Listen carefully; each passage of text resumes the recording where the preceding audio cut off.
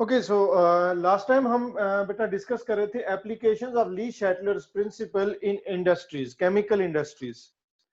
उसमें मैंने एक्चुअली हम इस टॉपिक को डिस्कस तो कर चुके हैं ऑलमोस्ट, लेकिन इसको प्रॉपरली हम कंक्लूड नहीं कर सके last time due to shortage of time, तो मैं इसको ब्रीफली रिवाइज कर रहा हूँ।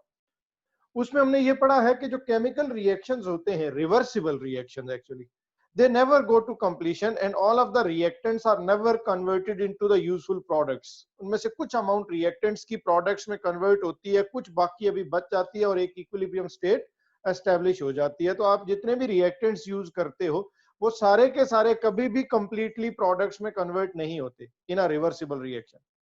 लेकिन जब हम इन्हीं रिवर्सिबल रिएक्शंस को केमिकल इंडस्ट्रीज में यूज करते हैं, तो केमिकल इंडस्ट्रीज में इंडस्ट्रियल प्रोसेसेस की एक बेसिक रिक्वायरमेंट ये भी है कि आपके रिएक्टेंट्स जो हैं वो maximum amount of the reactants को प्रोडक्ट्स में कन्वर्ट हो जाना चाहिए। 100% ना भी हूं, but at least maximum amount of the reactants products में कन्वर्ट हो जाए, क्योंकि वहां तो larger amounts of the products prepare की जाती हैं, जिसके लिए हमें larger quantities of the reactants use करनी होती हैं। और वो रिएक्टेंट्स कहीं से ऐसे ही नहीं मिल जाते, वो जो इंडस्ट्रियलिस्ट है वो जाहिर है कहीं से उनको परचेज करके ले आते हैं, उसकी कॉस्ट पे करते हैं। और उन रिएक्टेंट्स में से अगर आधे प्रोडक्ट्स में कन्वर्ट हुए और आधे बाकी बच गए जिनका वेस्टेज हो गया, तो फिर वो इंडस्ट्रियल प्रोसेस जो है वो सूटेबल नहीं रहेगा। इसलिए जब हम इन रिवर्सिबल रिएक्शंस को केमिकल इंडस्ट्रीज में यूज करते हैं, तो फिर हम ये कोशिश करते हैं कि ये रिएक्शन इक्विलिब्रियम स्टेट से भी आगे प्रोसीड करें इन द फॉरवर्ड डायरेक्शन, और रिएक्टेंट्स की मैक्सिमम जो अमाउंट है वो प्रोडक्ट्स में कन्वर्ट हो जाए, राइट। अब उसके लिए हम ली शैटलर प्रिंसिपल पढ़ चुके, जिसमें हम डिफरेंट कंडीशंस का इफेक्ट डिस्कस कर चुके कि कौन सी कंडीशंस अप्लाई करने से रिएक्शन फॉरवर्ड डायरेक्शन में प्रोसीड करता है, कौन सी कंडीशंस अप्लाई करने से रिएक्शन रिवर्स डायरेक्शन में प्रोसीड करता है।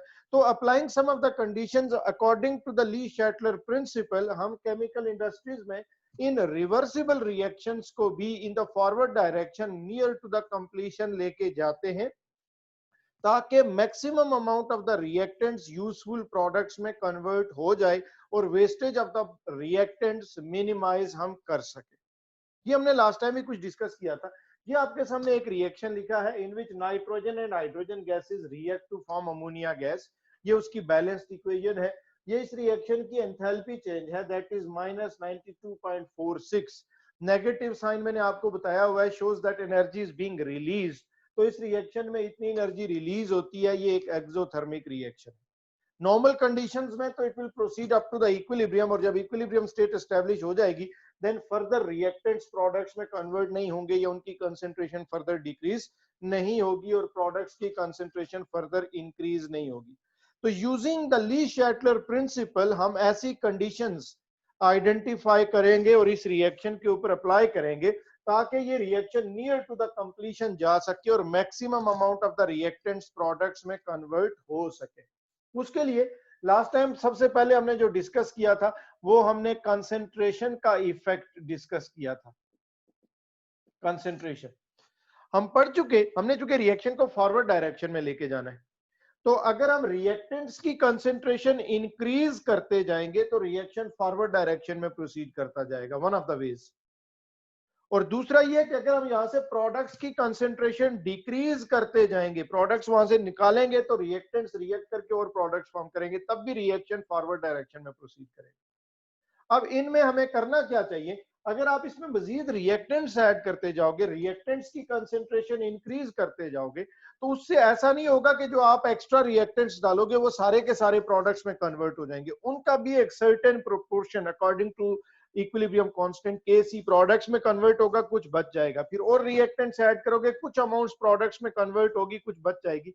तो इस तरह तो आप फिर रिएक्टेंट्स को कंप्लीटली प्रोडक्ट्स में कन्वर्ट नहीं कर सकोगे अगर आप रिएक्टेंट्स की कंसेंट्रेशन को इंक्रीज करोगे। इसके बजाय अगर आप यहां से प्रोडक्ट्स की कंसेंट्रेशन डिक्रीज करते जाओ, कुछ देर तक रिएक्शन प्रोसीड करे, एक certain amount of the products बने, यहां से आप अमोनिया को कलेक्ट कर लो, रिमूव कर लो, विड्रॉ कर लो, अमोनिया की कंसेंट्रेशन डिक्रीज हो जाएगी। तो according to Lee Chatelier principal ये रिएक्शन उस अमोनिया की प्रोडक्ट की कंसेंट्रेशन को इंक्रीज करने के लिए फॉरवर्ड डायरेक्शन में जाएगा और मजीद अमोनिया प्रोड्यूस करेगा। कुछ देर के बाद आप वहां से अमोनिया फिर रिमूव कर लो, निकाल लो वहां से, जो बाकी बचे हुए रिएक्टेंट्स हैं वो रिएक्ट करेंगे और अमोनिया, मजीद अमोनिया प्रोड्यूस करेंगे इन द फॉरवर्ड डायरेक्शन। इस तरह से आप यहां से प्रोडक्ट रिमूव करते जाओ आफ्टर रेगुलर इंटरवल्स, तो जो रिएक्टेंट्स हैं वो रिएक्ट करते जाएंगे और मजीद अमाउंट उस अमोनिया की, उस प्रोडक्ट की प्रोड्यूस करते जाएंगे, और इस तरह फाइनली क्या होगा कि maximum amount of the reactants will be converted into the products. तो इसके लिए कंसेंट्रेशन में हमें क्या चीज, कंडीशंस क्या अप्लाई करनी चाहिए? Continuous removal of the product. किसी भी रिवर्सिबल रिएक्शन में अगर आप कंटिन्यूअसली प्रोडक्ट को रिमूव करते जाओ रेगुलर इंटरवल्स के बाद, थोड़ा सा प्रोडक्ट बना आपने वहां से निकाल दिया, जो रिएक्टेंट्स बचे हुए हैं वो रिएक्ट करेंगे according to Lee Chatelier principal और फिर से और प्रोडक्ट बना देंगे। आप फिर वहां से कुछ प्रोडक्ट को रिमूव करोगे, उसकी कंसेंट्रेशन डिक्रीज होगी, तो रिएक्टेंट्स रिएक्ट करेंगे और मजीद प्रोडक्ट बनाएंगे ताकि उसकी कंसेंट्रेशन फिर से इंक्रीज हो जाए।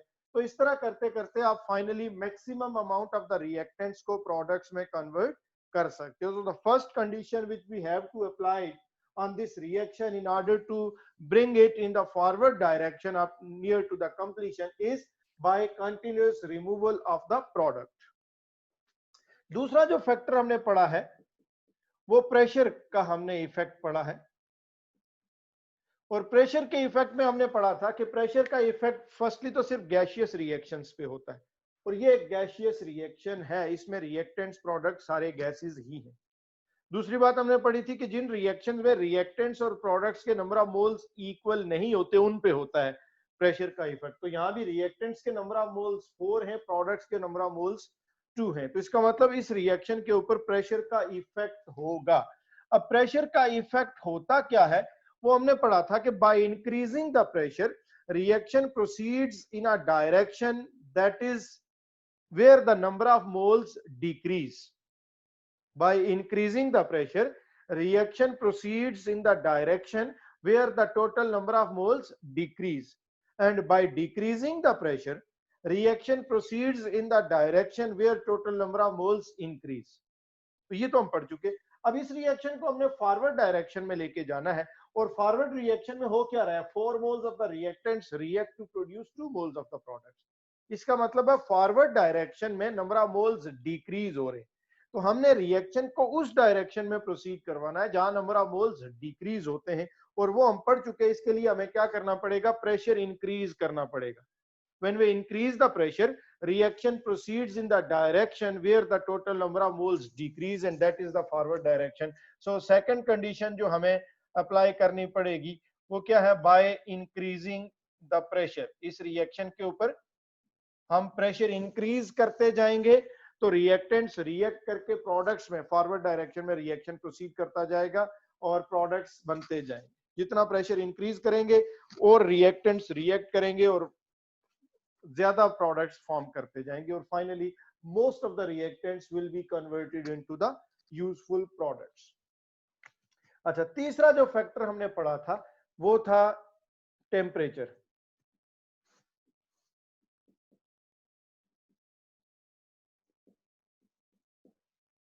अब टेम्परेचर के इफेक्ट में भी हम पढ़ चुके कि by increasing the temperature reaction proceeds in a direction that is endothermic, and by decreasing the temperature reaction proceeds in a direction that is exothermic। जब हम टेम्परेचर इंक्रीज करते हैं तो रिएक्शन फॉरवर्ड या रिवर्स में से किस डायरेक्शन में प्रोसीड करेगा, जो एंडोथर्मिक है।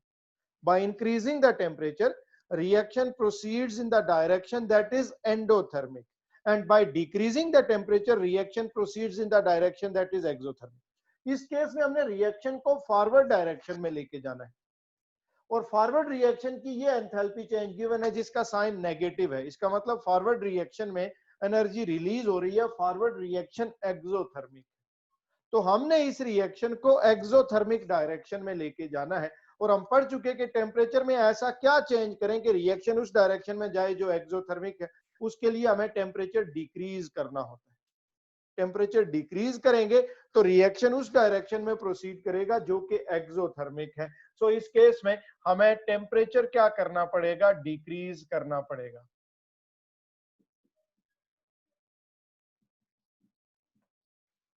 तो ये तीन कंडीशंस हमने आइडेंटिफाई कर ली on the basis of Le Chatelier's principle कि अगर हम तीन कंडीशंस को अप्लाई करें तो ये एक जो रिवर्सिबल रिएक्शन है जो नॉर्मली कंप्लीट नहीं होता, इन तीन कंडीशंस को अप्लाई करके हम ऑलमोस्ट इस रिएक्शन को कंप्लीट कर सकते हैं और maximum amount of the reactants को यूजफुल प्रोडक्ट्स में कन्वर्ट कर सकते हैं।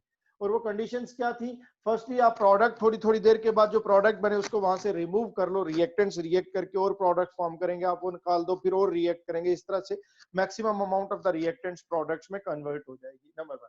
नंबर टू क्या है? प्रेशर आप इंक्रीज करते जाओ, एक इक्विलिब्रियम स्टेट एस्टेब्लिश हो गई, थोड़ा सा प्रेशर इंक्रीज करो, रिएक्शन फिर फॉरवर्ड डायरेक्शन में जाएगा। फिर इक्विलिब्रियम स्टेट एस्टेब्लिश हो गई, फिर प्रेशर इंक्रीज करो, अप्लाई करो, रिएक्शन फर्दर प्रोसीड करेगा इन द फॉरवर्ड डायरेक्शन। इस तरह से ग्रेजुअली आप प्रेशर इंक्रीज करते जाओ, most of the reactants will be converted into the useful products। और थर्ड क्या था? टेम्परेचर। और टेम्परेचर में इस रिएक्शन में हमें क्या करना चाहिए? टेम्परेचर डिक्रीज करना चाहिए। नॉर्मल टेम्परेचर पे रिएक्शन जब इक्विलिब्रियम स्टेट पे पहुंच गया, इक्विलिब्रियम स्टेट एस्टेब्लिश हो गई, आप टेम्परेचर थोड़ा सा डिक्रीज कर दो, रिएक्शन थोड़ा फॉरवर्ड डायरेक्शन में जाएगा and reactants will react to produce some more product.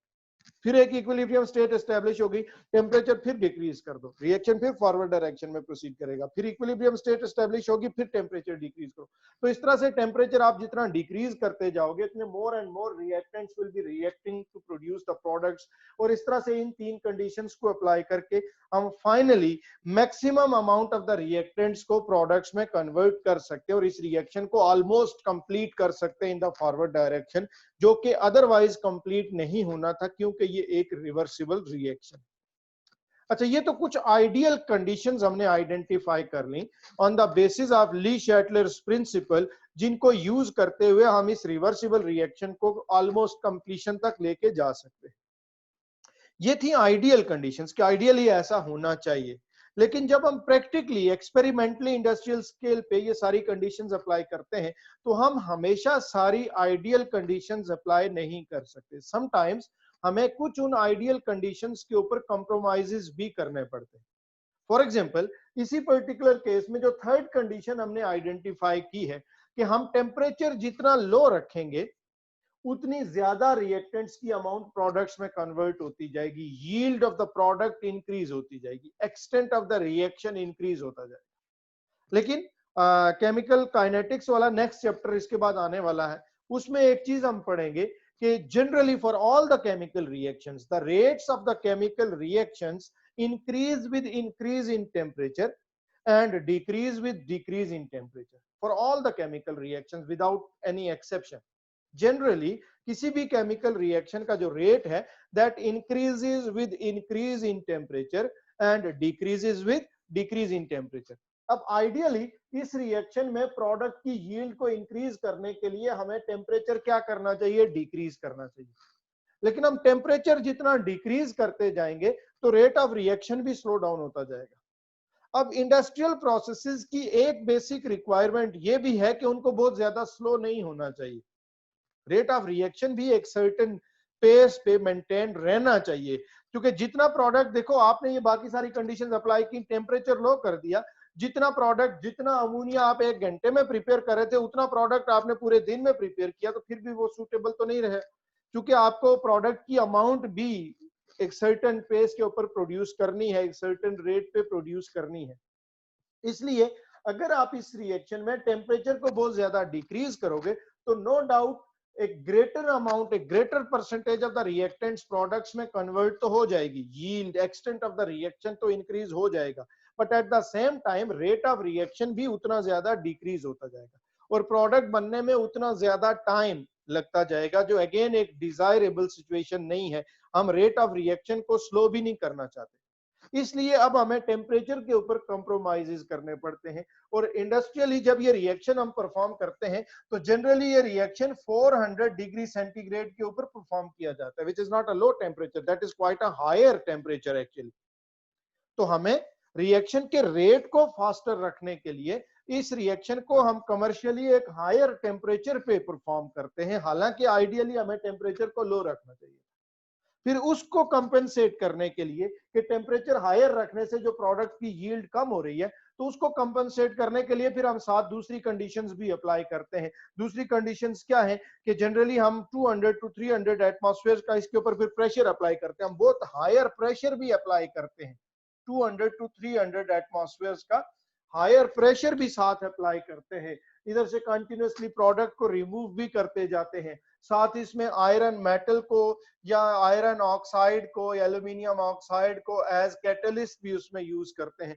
तो इस तरह से सारी चीजें मिला के कुछ कंडीशन जो आइडियली अप्लाई की जा सकती हैं, लाइक प्रेशर हायर रखना चाहिए तो हमने हायर प्रेशर अप्लाई किया, हमें प्रोडक्ट को रिमूव करना चाहिए तो हम कंटिन्यूसली उसको रिमूव कर रहे हैं, लेकिन टेम्परेचर को हमें लो रखना चाहिए, वहां वो हम नहीं कर रहे क्योंकि उससे रेट ऑफ रिएक्शन स्लो हो जाएगा, उसके ऊपर हमने कुछ कंप्रोमाइज किया। तो इस तरह से हम एक ऐसा set of the conditions decide करते हैं जो हमारी सारी रिक्वायरमेंट्स को फुलफिल करता हो, जिसमें प्रोडक्ट्स की एक सुटेबली हायर परसेंटेज रिएक्टेंट्स की प्रोडक्ट्स में कन्वर्ट भी हो जाए और रेट ऑफ रिएक्शन भी बहुत ज्यादा डिक्रीज ना करे और एक सुटेबल रेट के ऊपर रिएक्शन प्रोसीड भी करता रहे। तो इस तरह से using the Le Chatelier principle हम ऐसा सेट ऑफ कंडीशंस किसी भी प्रोसेस के लिए एट इंडस्ट्रियल स्केल डिसाइड करते हैं जिससे हमारा वो इंडस्ट्रियल प्रोसेस जो है वो एक इकोनॉमिक रहे और प्रोडक्ट की यील्ड भी ज्यादा हो और उसकी जो रेट ऑफ रिएक्शन है वो भी सूटेबली फास्टर रह सके। तो ये वैसे लास्ट टाइम भी हमने ये टॉपिक डिस्कस किया था, but due to shortage of time में इसको प्रॉपरली कंक्लूड नहीं कर सका था। तो this was the topic, the applications of Le Chatelier principle on industrial process. Last topic जो इस चैप्टर का अब हमारे पास है, इसके बाद बीच में कुछ सॉल्युबिलिटी प्रोडक्ट और इस तरह के कुछ टॉपिक्स भी हैं, लेकिन वो एक्सक्लूडेड है फॉर दिस ईयर, वो हमारे इस साल के कोर्स में इंक्लूडेड नहीं है। तो इसके बाद लास्ट टॉपिक जो है हमारे कोर्स में जो इस चैप्टर में वो है कॉमन आयन इफेक्ट। सर एक क्वेश्चन है। जी बेटा। सर ये सारी एप्लीकेशन एक ही वक्त यूज करेंगे? देखो हमें जाहिर सारी ही करनी पड़ती है, जो हम अप्लाई कर सकते हैं वो हम करते हैं, कुछ के ऊपर हमें उसको अप्लाई करने से कुछ प्रॉब्लम्स होते हैं तो हमें उनके ऊपर कॉम्प्रोमाइजेस करने पड़ते हैं। लाइक देखो यहाँ हमने प्रेशर को बहुत हायर रखा 200 to 300, प्रोडक्ट को कंटिन्यूसली रिमूव करते गए, कैटलिस्ट भी डाल दिया, लेकिन टेम्परेचर को हम लो नहीं कर सकते तो उसको हमें हायर रखना पड़ा 400 to 450 डिग्री सेंटीग्रेड। तो सब मिला के ये सारी कंडीशंस अप्लाई करनी है और एक ऐसा set of the conditions apply करना है जो हमारी मैक्सिमम रिक्वायरमेंट्स को फुलफिल कर सके। तो फिर हम लो क्यों बोलते हैं? ये तो टेम्परेचर तो हाई है 400। बेटा आइडियली बहुत कुछ होता है ना, तो हम सारे आइडियल काम कर तो नहीं सकते, कुछ चीजें तो सिर्फ बुक में लिखी होती हैं। ठीक है, अगर आपको रिएक्टेंट्स को 100% प्रोडक्ट्स में कन्वर्ट करना है तो आप टेम्परेचर डिक्रीज करते जाओ, लेकिन उससे फिर क्या हो जाएगा कि जितना यूरिया आपने 1 घंटे में अमोनिया प्रिपेयर करना है उतना सारे दिन में जाके प्रिपेयर होगा, तो फिर वो इंडस्ट्री क्या चलेगी जो 1 घंटे की जितना प्रोडक्ट जो है एक सारे दिन में प्रोड्यूस करेगी, एक दिन वाला प्रोडक्ट 1 हफ्ते में जाके प्रोड्यूस करेगी। तो आइडियली तो बिल्कुल ऐसे है कि हम टेम्परेचर लो रखेंगे तो ज्यादा रिएक्टेंट्स प्रोडक्ट्स में कन्वर्ट होंगे, रिएक्टेंट्स का वेस्टेज कम होगा, लेकिन उसमें फिर टाइम ज्यादा लग जाएगा। अब टाइम बचाने के लिए, रेट ऑफ रिएक्शन इंक्रीज करने के लिए हमें टेम्परेचर हायर रखना पड़ा। अब टेम्परेचर जब हायर रखा तो उससे जो रिएक्टेंट्स की कन्वर्जन है इनटू द प्रोडक्ट्स वो कम होगी। अब उसको काउंटर करने के लिए हमने साथ फिर 200 to 300 एटमॉस्फेयर, बहुत हायर प्रेशर भी है, वो अप्लाई कर दिया। उधर से हमें जो है प्रोडक्ट को कंटिन्यूसली रिमूव करना स्टार्ट कर लिया, इधर से कैटलिस्ट ऐड कर दिया। तो इस तरह से ये सारी चीजें मिला के हमको एक ऐसा सेट ऑफ द कंडीशंस हम चूज करते हैं जो हमारी मैक्सिमम रिक्वायरमेंट्स को फुलफिल कर सके। सारी आइडियल कंडीशंस हम कभी भी 100% अप्लाई नहीं कर सकते, कुछ के ऊपर हमें कॉम्प्रोमाइजेस करने पड़ जाते हैं ड्यू टू सर्टेन रीजंस, और यहाँ टेम्परेचर के ऊपर हमें कॉम्प्रोमाइज करना पड़ा। राइट जी। तो लास्ट टॉपिक है कॉमन आयन इफेक्ट। अब कॉमन आयन इफेक्ट को डिस्कस करने से पहले हम देखते हैं कि कॉमन आयन होता क्या है। पहले कॉमन आयन को हम देखेंगे, आइडेंटिफाई करेंगे, फिर उसका इफेक्ट क्या है, कॉमन आयन इफेक्ट उसको पढ़ेंगे।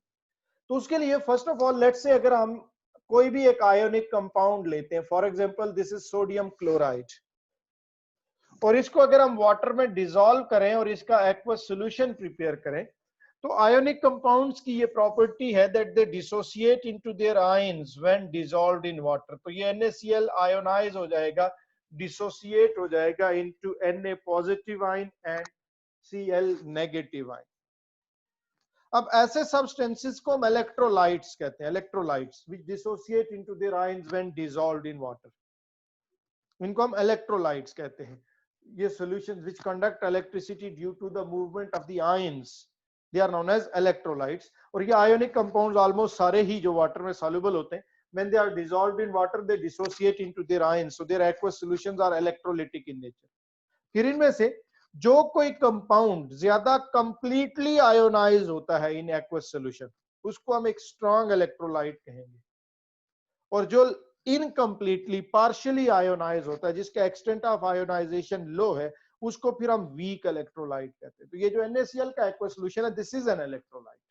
तो हमारे पास ये NaCl का सॉल्यूशन था। अब उसी NaCl के सॉल्यूशन में अगर हम HCl ऐड कर दें, हाइड्रोक्लोरिक एसिड, तो एसिड्स को भी जब हम वाटर में डिसॉल्व करते हैं तो वो भी क्या होते हैं, वो आयोनाइज हो जाते हैं। तो ये भी आयोनाइज हो जाएगा। पहले हमने NaCl का सॉल्यूशन प्रिपेयर किया, NaCl को वाटर में डिसॉल्व किया, उसका सॉल्यूशन प्रिपेयर किया, that dissociated into Na positive and Cl negative, that is a solution having some free ions, that is an electrolyte. उसी NaCl के सॉल्यूशन में हमने HCl ऐड कर दिया। अब HCl भी एक एसिड है, और वो भी जब हम उसको वाटर में ऐड करते हैं वो भी आयोनाइज हो जाता है into H positive and Cl negative ion. अब NaCl ने भी Cl negative chloride ions produce किए थे, HCl ने भी क्लोराइड आयंस प्रोड्यूस किए। तो ये जो क्लोराइड आयंस हैं, इनको हम कॉमन आयंस कहते हैं, कॉमन आयंस, जो दोनों इलेक्ट्रोलाइट्स में कॉमन है।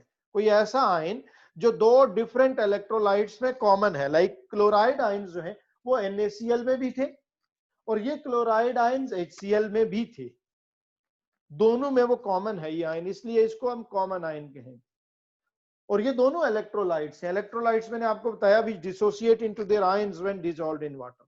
और उन इलेक्ट्रोलाइट्स की स्ट्रेंथ की भी मैंने आपको बात बताई कि an electrolyte that dissociates completely into its ions is a strong electrolyte, and an electrolyte that dissociates incompletely or partially, that is a weak electrolyte।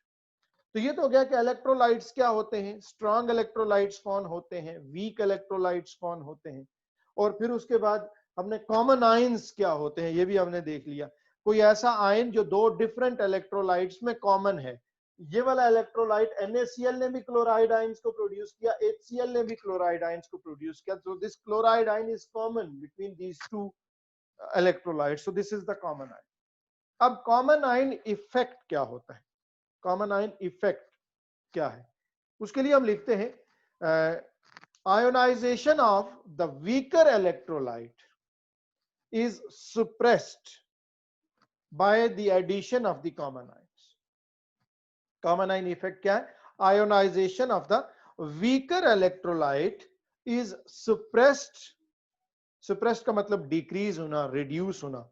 Ionisation of the weaker electrolyte is suppressed by the addition of the common ions। जब किसी electrolyte के अंदर आप common ions add करोगे तो common ions की addition से जो वीकर इलेक्ट्रोलाइट होता है उसकी आयोनाइजेशन रिड्यूस होती है, सप्रेस होती है, रिवर्स हो जाती है।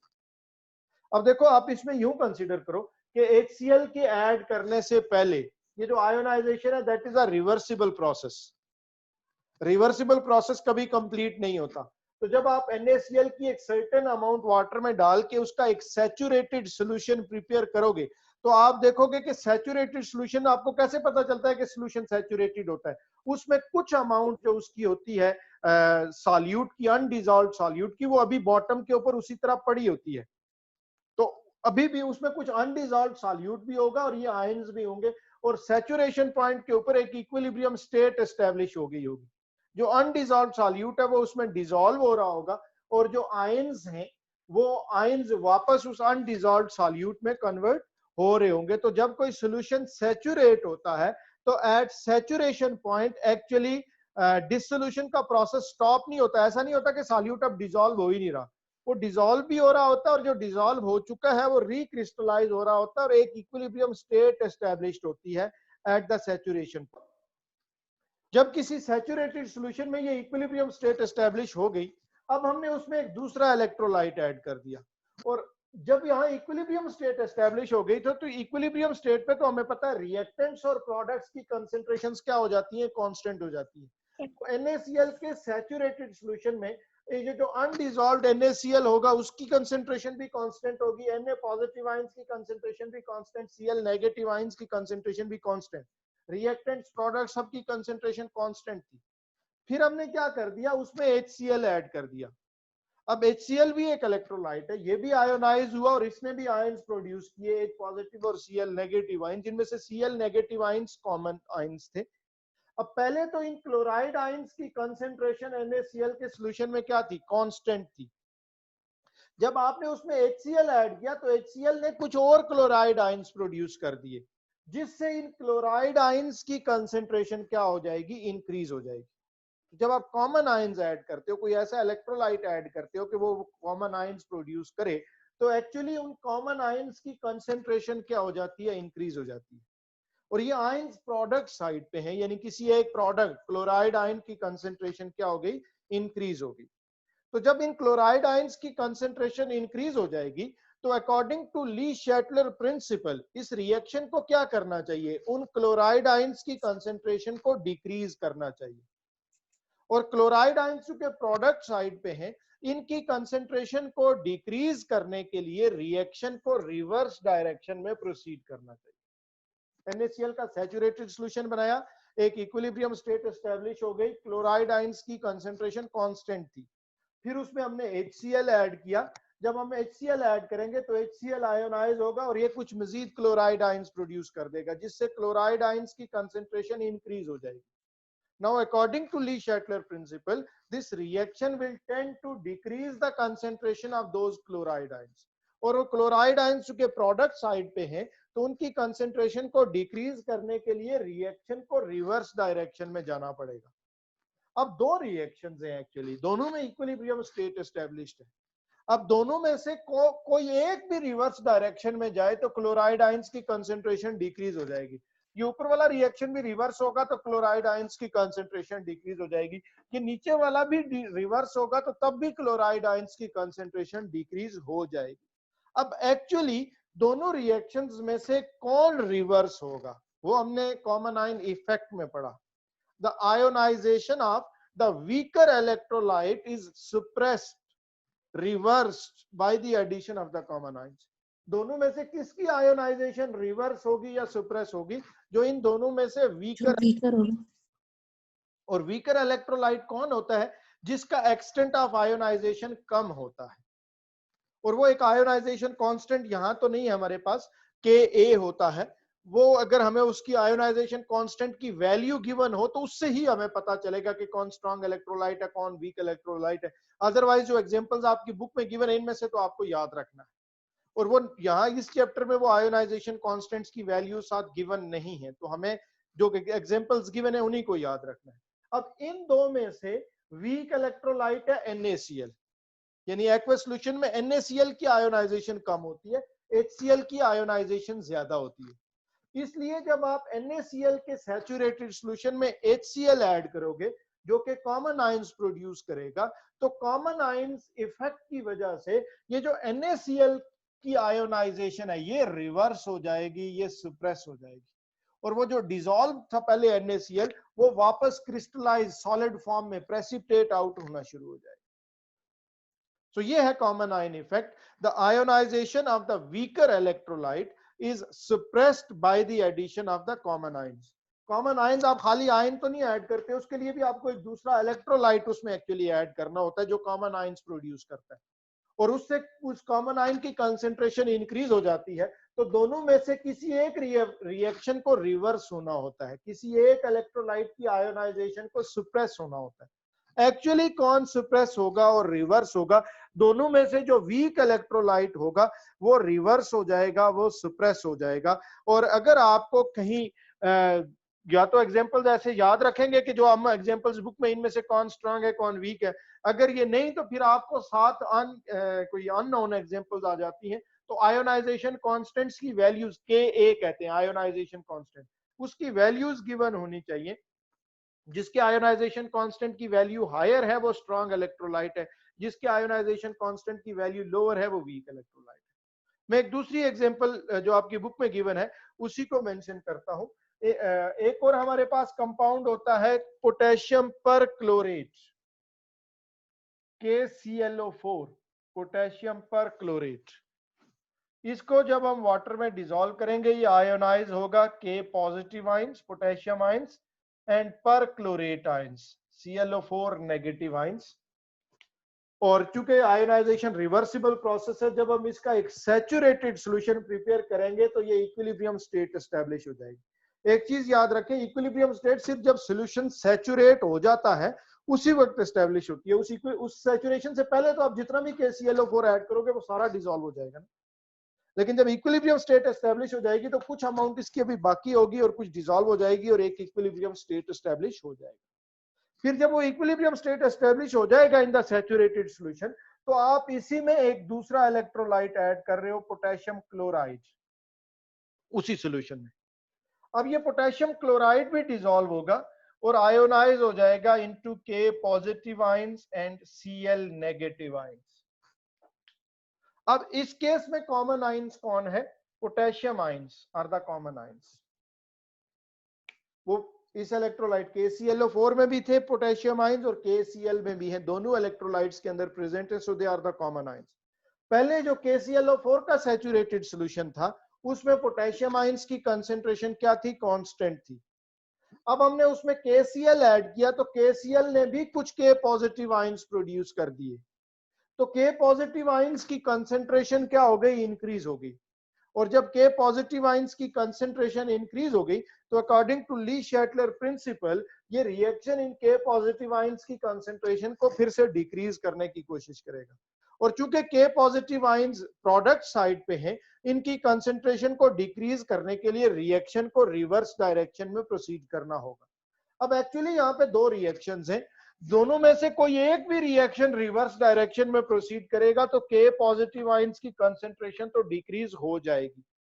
एक्चुअली कौन सा रिएक्शन रिवर्स डायरेक्शन में प्रोसीड करेगा और किसकी जो आयोनाइजेशन है वो सप्रेस होगी या रिवर्स होगी? जो दोनों में से वीक इलेक्ट्रोलाइट होगा।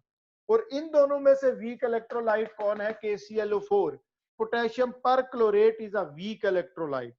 सो जब आप उसके सैचुरेटेड सॉल्यूशन में KCl का सॉल्यूशन ऐड करोगे तो वो जो KClO4 है वो वापस प्रेसिपिटेट आउट होना शुरू हो जाएगा, उसकी आयोनाइजेशन सप्रेस हो जाएगी या रिवर्स हो जाएगी। तो ये है common ion effect, that ionization of a weaker electrolyte is suppressed by the addition of the